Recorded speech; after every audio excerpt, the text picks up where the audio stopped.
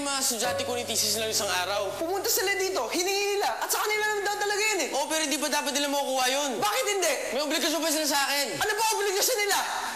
Ba't ka ba nakikialam? Ano ba nangyayari sa'yo, kuya? Ano nangyari sa akin? Nagugulo na ang buhay ko at dumatagdag ka pa sa gulo. Maipagmamalaki mo yung ginagawa mo? Ang ginagawa ko to para sa inyo rin naman ah. Tinutulungan mo mga ibang tao para mandaya? Kuya, bulong-bulungan sa school yung ginagawa mo. Hindi ko naman ito balak gawin habang buhay eh. Ngayon nagipit tayo sa pera. At tandaan mo to, kayo lagi inuuna ko. Hindi naman dapat kami inuuna mo eh! Eh, sino unahin ko ha? Huwag mo nang isipin yung nangyari sa inyo ng Kuya Ned mo. Pero tama yung sinabi mo kanina eh. Dapat nagkalakas loob ako sabihin sa kanya na ang Lord at hindi kami yung dapat unahin. Bata ka pa kasi. You're still a baby Christian. Dapat sinabi ko na sa kanya na hindi ako yung dating nito eh. You know, babies grow up. And you, as a Christian, you need to grow too. Paano? Sa pagbabasa ng Biblia, sa pag-a-attend ng mga Christian fellowships. At saka, make the most out of every opportunity to witness for Christ. Totoo kasi, di pa alam ni Kuya na born again ako. At, yung mga magulang mo, alam ba nila?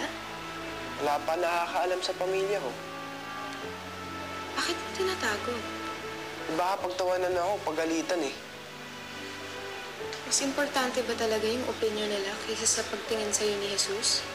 Alam kong mali yun, pero wala akong lakas ng loob eh. Hindi mo kailangang mahiya o matakot. Kapag humihina ang loob mo, magdasal ka lang.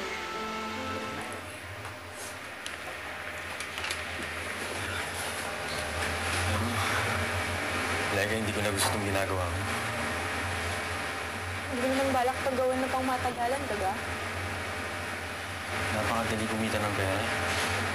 Baka masanay ako. Bari-bari na nga lang niya kung ikita mo eh. Mas marami pang rahat si Rufo na pwede pagkakataan ng malaki. Parang ayoko na pasukan yan. Ayoko na alamin yan dahil ayoko maging tulad mo.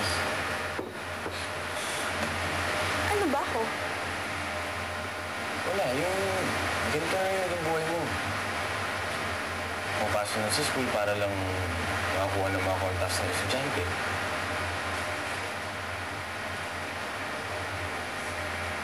Ba't hindi rin nakasalamin ka dito sa loob? Ano nangyari sa'yo?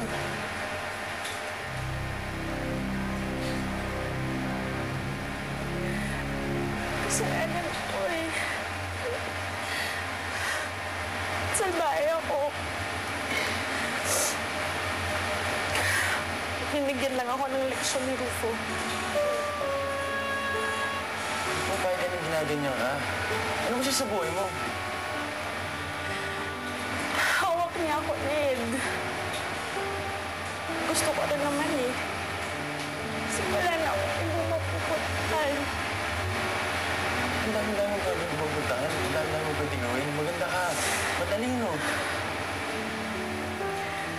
Wala na akong maisip na ibang gawin sa buhay ko. Wala akong kwentang tao, Ned. Yung magulang ko nga ayaw sa akin eh. Ibang tao pa kaya? Mabuti pa si Rufo.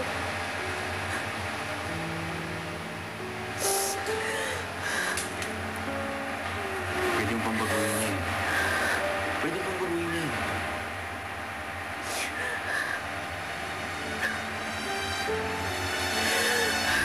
Anong ibig sabihin ng mga fake thesis na ito? Sir, wala po kinalaman dyan. Hindi yan ang sinasabi ng mga hawak naming ebidensya. At mismong kapatid mo na ang nagsalita. Sir, yung kapatid ko po, naguguluhan lang yun, kaya malamang na-misinterpret lang niya yung lahat ngayon. Expulsion ng parusa, Ned. But I'm giving you another chance. Bababaan ko ang parusa kung aaminin mo lang at ituturo ang iba pang kasangkot dito. Sir, ako na lang po parusahan ninyo. Bakit mo sila pinagtatakpan?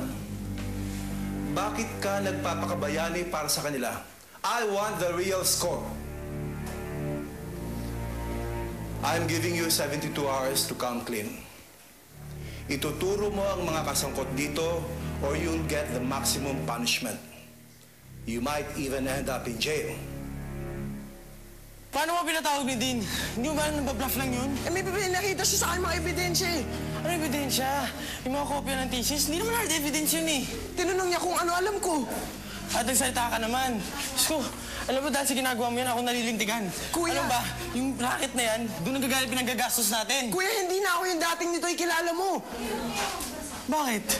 Kaya mo na ba sarili mo? Independent ka na, ganun? Hindi mo na kailangan support ako? Kuya, born again Christian na ako. Ah, born again. Ba ginagawa sa'yo yung pagiging born again mo? Nagiging utak ka buko dyan ah. Hindi ko na kaya magsinungaling, kuya. Nung matanong niya sa akin, nahihirapan ako sabihin hindi totoo. Yung katotohanan lumabas sa bibig ko. Ah, kaya born again ka, ako dead again, ganun ba? May mabuti to ibubunga, kuya eh. Ah, ganun. Ngayon may psychic abilities ka na rin, ganun. Nakita mo na yung kinabukasan. Kuya naman. Sino ba turo sa'yo pagiging born again yan? Si Alia? Asan na ba si Alia ngayon, ha? Kuya. Umuwi ka na ng Cavite, ha? Mamaya pag-uwi ko ng bahay, wala ka na dun. Umuwi ka na! Kuya! Kuya. Kuya naman. Oh, Ned! Buti na lang may panahon ka para duman. Ano ba ginagawa mo kay Nitoy?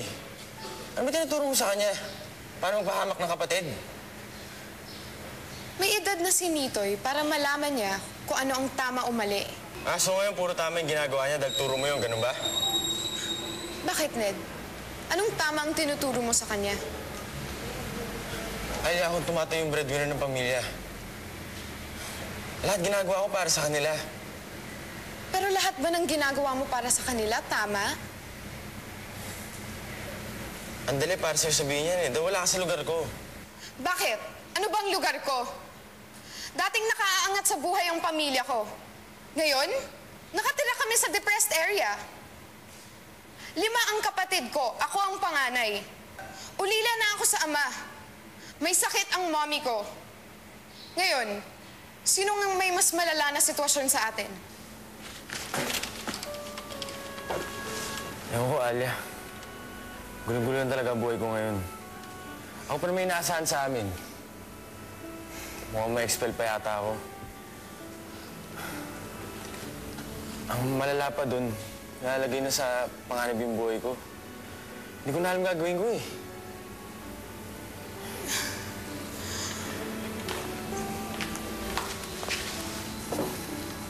Kung naguguluhan ka, you came to the right place. Hindi mo naman masamang tao eh. Ang hinangad ko lang yung kapakanan ng pamilya ko. Lahat naman tayo, Ned. May problema eh. Pero ako, I offer mine up to the Lord. Mas alam niya kasi kung ano ang tama.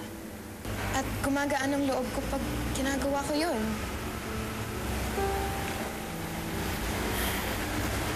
Hindi kasi ito basta-basta problema, Alia eh.